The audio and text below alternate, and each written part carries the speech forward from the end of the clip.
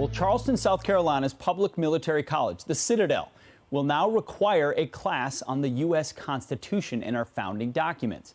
Our next guest says it's imperative the students know their rights and history. Here now is the chair of the Department of Leadership Studies at the Citadel, Professor Faith Rivers James. Professor, thank you so much for being here. It's nice to have a story like this every once in a while where a school is saying, in the culture we live in right now, it's important for our students to understand the founding documents of our nation.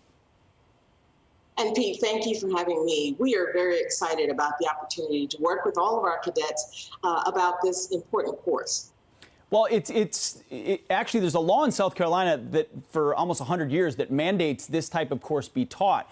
But Clemson University, the University of South Carolina, they're actually fighting doing this. Why would schools fight against teaching this to future citizens of America as opposed to embrace it the way you guys have? Well, our concern really primarily is about our students and preparing them for leadership roles. And so we adopted this course as a part of our general education reform plan. We've added a couple of courses now in leadership, one in leadership and organizations, but this course in sophomore year will have our students look at principled leadership in American government and society.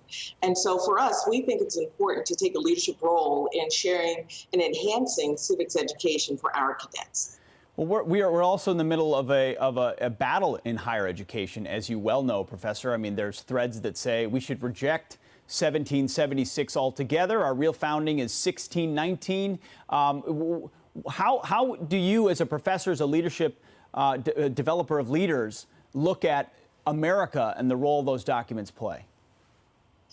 Well, regardless of the date that you choose, we know that the founding of the country came with the Declaration of Independence and the Constitution.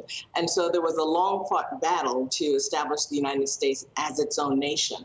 And so our goal is to have our students consider these founding documents, including advocacy pieces about the documents, like the Federalist Papers, and then things that really reformed our nation, like the Emancipation Proclamation, and Martin Luther King's address from the Birmingham jail 100 years later. Yes. So there are many foundational pieces. And so for students to make an informed decision about their role in democracy, we think it's important that they read these source documents. It is such common sense, Professor, but common sense is not all that common these days, especially in ivory towers. I want to salute the Citadel.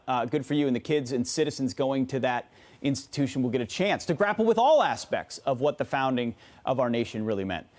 Professor, let me get it right, Faith Rivers James, thank you so much for being here this morning. Sir. We appreciate it. Thank you so much. We're very excited. Thanks for having us. Might want to take a second look at the Citadel.